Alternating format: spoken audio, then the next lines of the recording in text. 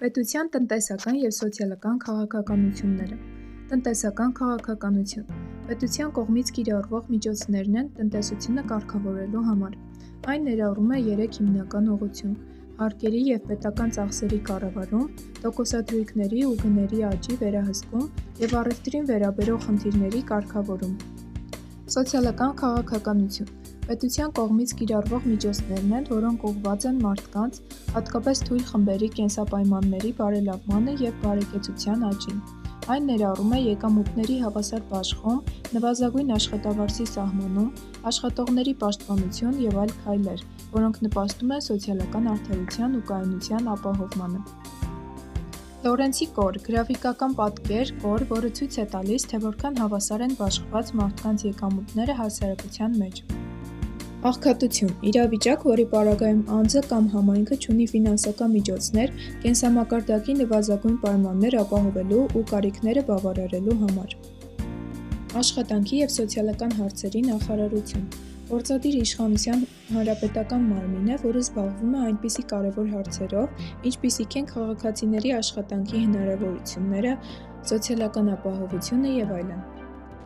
Տնտեսական և սոցիալական քաղաքականությունները սերտորեն փոխկապակցված են։ Պետությունը սոցիալական քաղաքականության միջոցով ապահովում է սոցիալապես թույլ խմբերի կյանքի որակի բարելավումը, ինչը նաև կարևոր է տնտեսական զարգացման համար։ Տնտեսական քաղաքականությունն իր հերթին նպատակ ունի բարելավելու մարդկանց տնտեսական պայմանները, միաժամանակ ապահովելով սոցիալական արդարություն։ Օրինակ, նվազագույն աշխատավարձի սահմանումը ոչ միայն աշխատավորներին պաշտպանելու միջոց է, այլև տնտեսական քաղաքականության մի մաս, որը խրախուսում է աշխատուժի արդյունավետությունը, ինչպես նաև նպաստում է սպառման զարգացմանը, քանի որ մարդիկ ստացած գումարը ծախսում են նույն տնտեսության մեջ ու զարգացնում այն։ Այսպիսով տնտեսական և սոցիալական քաղաքականությունները լրացնում են միմյանց։ Այս կերպ միմյանց փոխլրացնող քաղաքականություններից մեկն էլ մարդկանց եկամտի արդար ու հավասար բաշխումն է։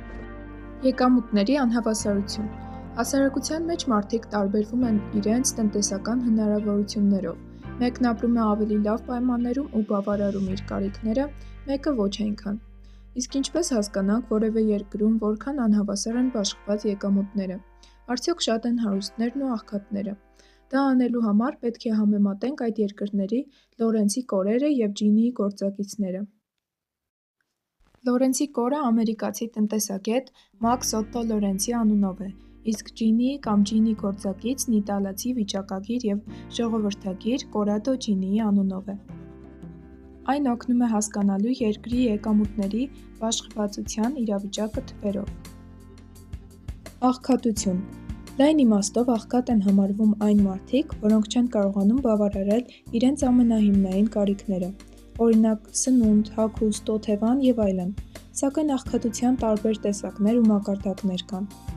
Բացարձակ աղքատություն պատկերացնենք գումարի չափ կամ շեմ, որից բարձր եկամուտ ունեցողները բացարձակ աղքատ չեն, իսկ ովքեր այդ շեմից քիչ են վաստակում, համարվում են աղքատ։ Բնականաբար արդար չի լինի զարգացած երկրների ու զարգացող երկրների բնակիչներին նույն գումարային շեմը հիմք ընդունելով համեմատելը, ուստի Համաշխարհային բանկը սահմանել է 3 շեմ։ Ըստ 2022 թվականի թարմացումների ծայրահեղ աղքատության շեմ օրական $2.15, աղքատության շեմ ցածր միջին եկամուտ ունեցող երկրներում օրական $3.65, աղքատության շեմ բարձր միջին եկամուտ ունեցող երկրներում օրական $6.85։ Եթե մարդկանց եկամուտները հավասար բաշխված լինեին, ապա աշխարհում չէր լինի հարաբերական աղքատություն, բայց հարաբերական աղքատության մեջ գտնվող մարդը իրեն չի կարողանում թույլ տալ այն ամենը, ինչն ընդունված է հասարակության մեջ, իսկ թե ինչպես է որոշվում, թե ինչն է ընդունված, ինչը չէ, հենց դա ստանալու նպատակով հաշվարկվում է եկամտի միջնաթիվը։ Այստեղից հետևում է, որ եթե մարդը կարողանում է բավարարել իր նվազագույն կարիքները, ուրեմն բացարձակ աղքատության մեջ չէ, բայց եթե իր կարիքները բավարարում է ավելի վատ, քան հանրության միջինում, ուրեմն հարաբերական աղքատության մեջ է։ Աղքատության դեմ պայքարը գրեթե բոլոր երկրների պետական մարմինների օրակարգում է։ Դա իրագործելու նպատակով պետությունները նախ բացահայտում են դրա պատճառները, հետո նոր վարում համապատասխան տնտեսական ու սոցիալական քաղաքականություններ։ Աղքատության պատճառները կարող են լինել տնտեսական, օրինակ՝ քիչ աշխատատեղերի պատճառով, ճգնաժամերի, գների անկայունության, աղքատությունը կարող է պայմանավորված լինել բնակչության կրթության ցածր մակարդակով, առողջապահական խնդիրներով, կոռուպցիայով, պետական քաղաքականությունների ձախողմամբ և այլն։ Այս ամենը կանխելու ու մարդկանց դեպի բարեկեցություն ուղղորդելու նպատակով կարող են ձեռնարկվել տարբեր քայլեր, քննարկենք դրանցից մի քանիսը։ Հանրային բարիք։ Մենք արդեն ուսումնասիրեցինք շուկայի անկատարությունը և հասկացանք, որ եթե որոշ ապրանքների արտադրությունն ու ծառայությունների մատուցումը թողնենք մասնավոր հատվածին, բիզնեսներին, ապա նրանք գուցե ոչ անհրաժեշտ քանակի արտադրեն դրանք, օրինակ, շատ արտադրեն կամ քիչ։ Դրանց շարքում են նաև հանրային բարիքները։ Եթե պետությունը ոստիկանական ծառայություն մատուցել է կամ փողոցի լուսավորելու գործը թողնել բիզնեսներին, ապա չի բացառվում, որ նրանք ձախողեին այդ գործը, որովհետև դա նրանց համար ամենայն հավանականությամբ չէ լինի շահութաբեր։ Սոցիալական ծրագրեր։ Աղքատության և եկամուտների անհավասար բաշխման դեմ միաժամանակ կարող են պայքարել սոցիալական աջակցության ծրագրերը, օրինակ,